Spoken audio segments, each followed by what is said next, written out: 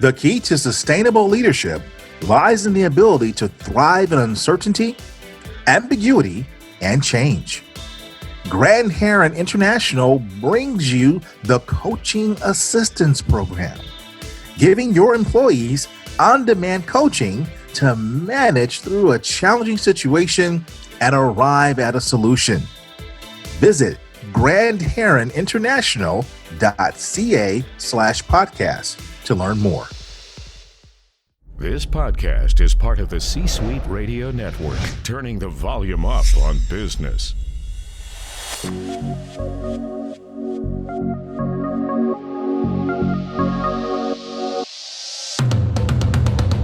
Welcome to the Keep Leading Podcast, a podcast dedicated to promoting leadership development and sharing leadership insights. Here's your host, the Leadership Accelerator, Eddie Turner. Hello, everyone. Welcome to the Keep Leading Podcast, the podcast dedicated to leadership development and insights. I'm your host, Eddie Turner, the Leadership Accelerator. I work with leaders to accelerate performance and drive impact. One of the books I quote from is Crucial Conversations. On the Keep Leading podcast, I've covered the topic meaningful conversations. Today, I'd like to discuss power conversations. And I'd like to do that with the author of the book, Power Conversations, Dr. Karen Jacobson. She's a high-performance strategist. She will shed light on the effects of our verbal and nonverbal communication and our language and word choice. Dr. Jacobson is a woman with an incredibly diverse background. She was an Israeli military commander, a doctor, and a champion ballroom dancer. She's an expert in communication and human potential, and as I said, the author of Power Conversations, Creating First Impressions to Lasting Connections.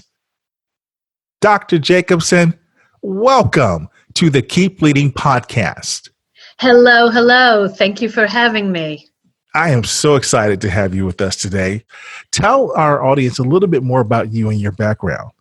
Listening to what you had stated, it kind of makes me think, when we look at our lives, what do we really notice about what we achieve? So many times we're in a place where we're pushing, moving forward, and not taking the opportunity to just take a breath, notice what we've done, what we've accomplished, and see where we're going next. As you mentioned there, I was a non-commissioned officer in the Israeli army.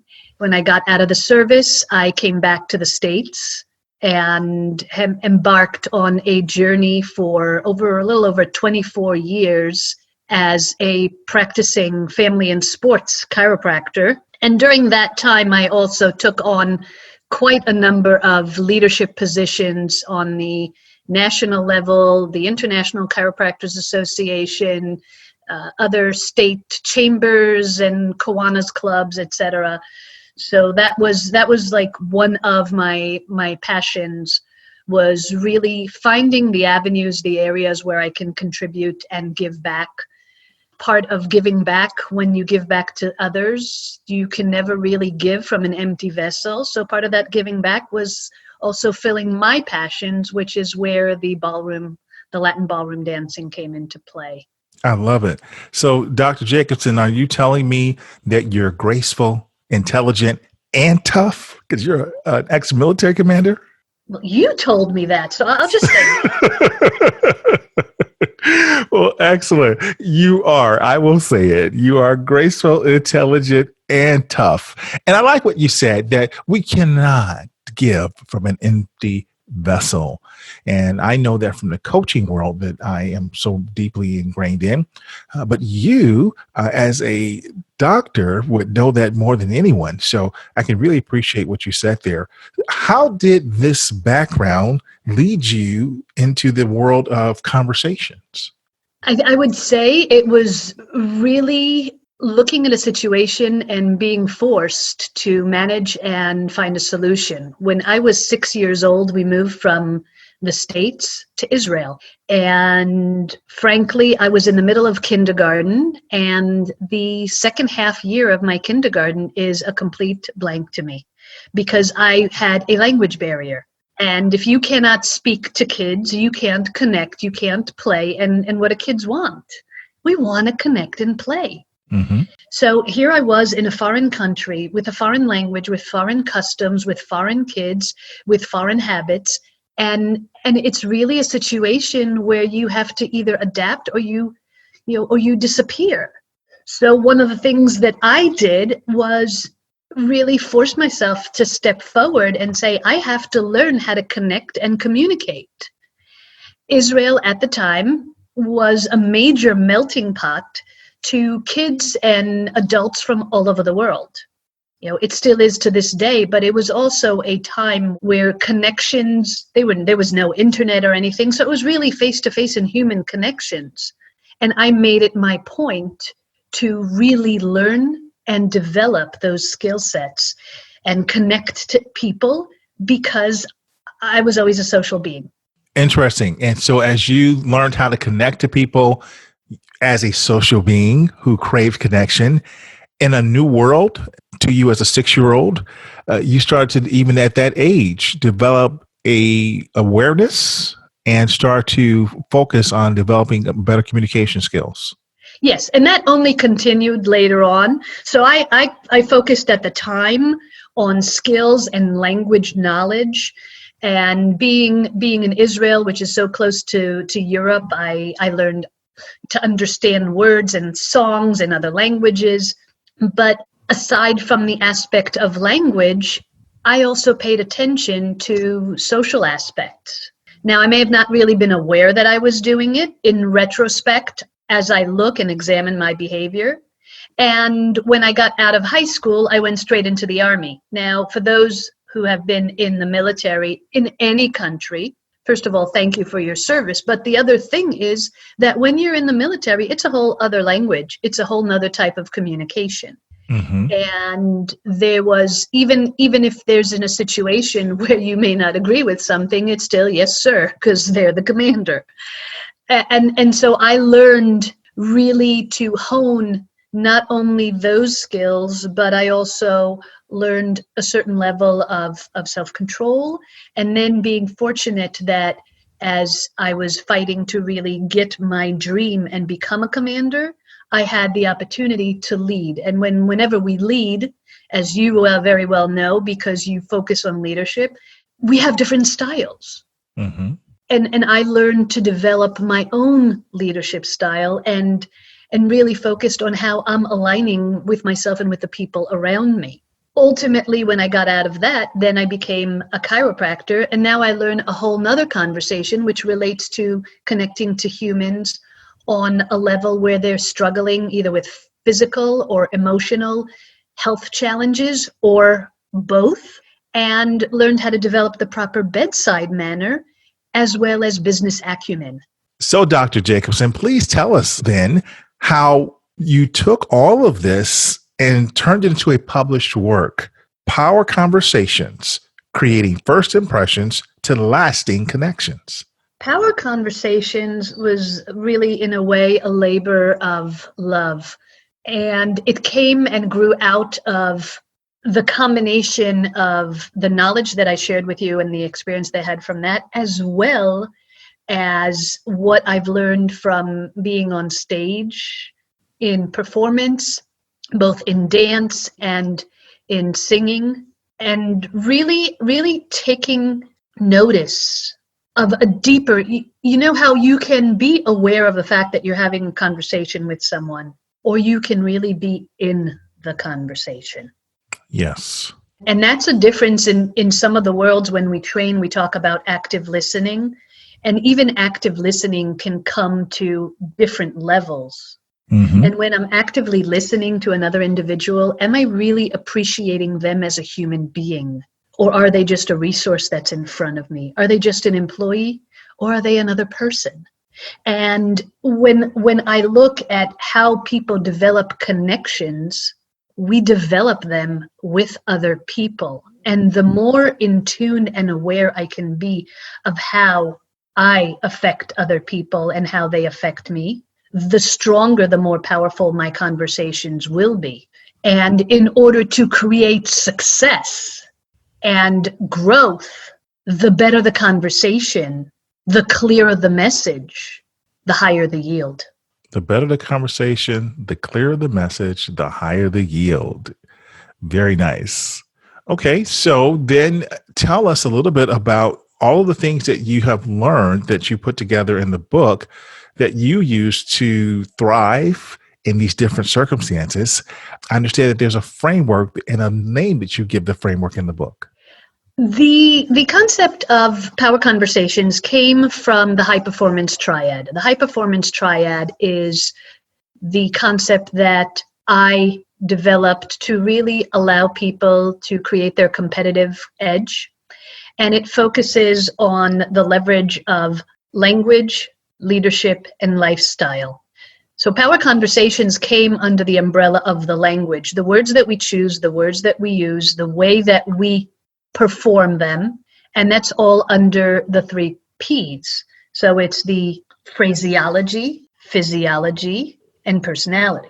So it's who we are, what we say, and how we say it makes all the difference. Very nice. And I like the 3 L's that you've come up with, because that really is true. As leaders, the language we use does really reveal our lifestyle. You can tell a lot about the person by the vocabulary that's used, the word choice, as you mentioned, and the content. And that does reveal the who, what, and how. So very nice. So we're talking to Dr. Karen Jacobson, and Dr. Karen Jacobson is a high-performance strategist who's talking to us about power conversations. We'll have more right after this.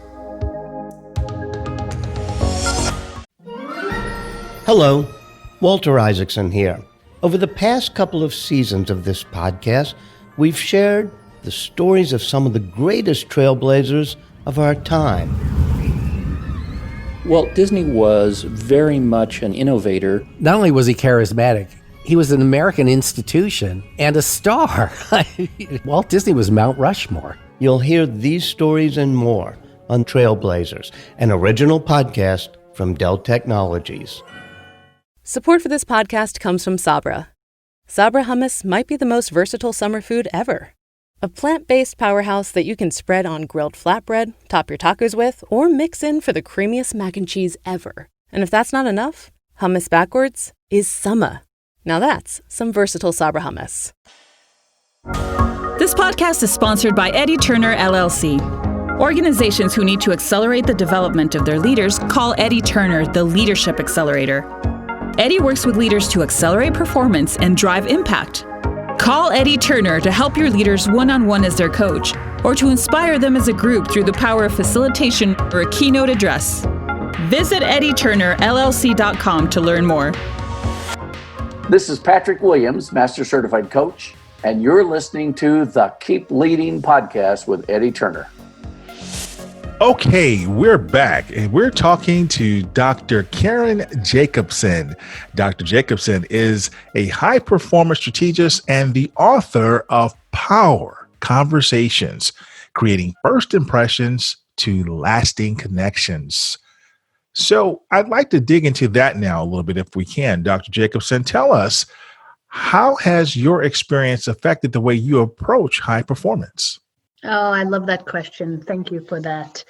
I believe that we all, whenever we step up to a level, Eddie, where we look to share, it's always going to be from the gifts that we've received. And I feel very fortunate in the sense that I've had the opportunity to do things like grow up and live in 2 different countries on 2 sides of an ocean, that I've had the opportunity to connect and meet with different cultures, that I've also had the opportunity, because of that and because of my ability to discern, to take some of the best of both worlds.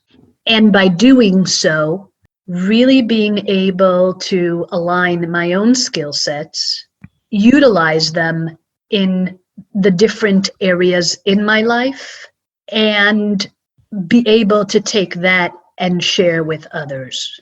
And I feel that that makes what I offer different in a sense that it's not just didactic learning or research that I've done. I've done that. And it's not just experience. I have that. It's a combination. When you have experience, knowledge, and passion, then it's not even a question of if I have to do it, it's how do I do it. Okay. Well, how do our habits and values affect our goals and our ability to achieve goals if we want to be a high performance person? Well, that's where pure alignment comes in, because there are times in our life where we might not have our goals and our personal habits lined up. And what does that really look like? I'll give you an example. I worked with someone when I first started working and doing, I do executive coaching, but previous to that, I did personal coaching. And when I worked with the personal coaching, it started when I was working with people first in my office, so patients. Mm-hmm. And obviously in their end, they had a lot of health goals. And I had someone who had a challenge with their physical presence, with weight issues and dieting, yo-yo dieting, etc. One of the things they wanted to do was to shed some of the weight. And yet, when I asked them about some of their high values in their life, among the top 5 values, fitness and wellness wasn't really on that list. Isn't that interesting? And that is where an individual, when you look at somebody, you take somebody who's looking like, well, I really want this, but I'm not getting there. Generally, it's going to be either the method that they're taking, which is wrong, or that they have an inner conflict. Because where does our growth, and you would, well, again, as a coach, you would very well know this, growth happens outside of our comfort zone. But if I'm afraid to move out of my comfort zone, or there's something holding me back, but I still want that topic or that goal, I'm not going to get there. So we really need to make sure that our personal values and our goals and our beliefs and our mindset are all lined up before we can step out to create. So, years ago, they used to have the famous 3 circles, the circle of being, doing, having. So who am I being? Am I in alignment with my being? Are my habits as an individual aligned with my being and my desire to be something else? And then what do I do to create the things that I want to have? And that's an interesting diagram for us to use, the being, doing, having. But many people would say that it's one thing to say what we want, much as the person in your illustration, but it's quite different to actually go get it, go do it. So people don't go out and do things because they either don't have a plan or they have a fear that's preventing them from the plan. Even when people procrastinate, that procrastination is because of another habit, because there's something behind it where there is no reward for them. At times, the procrastination could actually be their reward. And what do I mean by that? If I'm somebody who grew up and has a personal belief and a self-fulfilling prophecy that I'm never going to amount to anything, I probably won't take action because I'll talk myself out of it saying that, well, it's not going to work anyway, so why try? And yet, if I'm somebody who says, well, doesn't matter how many times I fail because there's still an opportunity for me to try something different, do it a different way and succeed, I'll keep pushing forward. Mm-hmm. Good. So thank you for sharing that. And that's definitely something that we work with people to overcome as coaches. And in your case, as a high performance strategist, helping people to put together a strategy so they can be high performing and get around those barriers that are real or even in some cases imagined, and our limited thinking is getting in the way. So good. Tell me, if you would, when you think about our conversation today, what is the most meaningful point that you want listeners to take away from our conversation? So I'll piggyback on what we just talked about because it goes beyond just the individual. It really falls because it starts with the individual, but especially when we're talking about leaders have to have other people that are surrounding them and that they collaborate and work with, and that means a team. So when we talk about alignment, I have to be aligned with myself, aligned with my team, aligned with my company, both with my personal values and with the values of the company. And there might be situations where our actions don't yield the results that we thought we wanted. Okay, we may not meet the actual goal that we wanted, and we classify that as failure, right? Very often. But the question is, what do I do with that? So it's really not how often I fail or fall. It's how do I get up? What do I do? That's a beautiful quote as well, because we always like to share quotes with our leaders. So thank you for sharing that. Where can our listeners learn more about you, Dr. Jacobson? I have a huge presence online. I've got my Facebook and my Twitter and my Pinterest and my Instagram and my YouTube channel, and what else do I have? I think I've got those. Oh, Google Plus, and all of those are under Dr. Karen Jacobson with an S-O-N. Excellent. And we will put all of that in the show notes so people can go out, look you up, find you, connect with you, and learn more about some of the amazing things you're doing, and certainly enhance their ability to have power conversations. Thank you for being a guest of the Keep Leading podcast. Thank you so much for your time and for having me. It was my pleasure. And thank you for listening. That concludes this episode, everyone. I'm Eddie Turner, the Leadership Accelerator, reminding you that leadership is not about our title or our position. Leadership is an activity. Leadership is action. It's not the case of once a leader, always a leader. It's not a garment we put on and take off. We must be a leader at our core and allow it to emanate in all we do.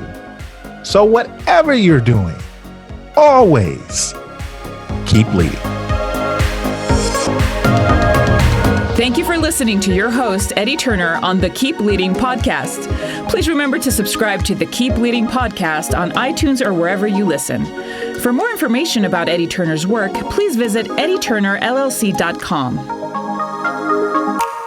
Thank you for listening to C-Suite Radio, turning the volume up on business.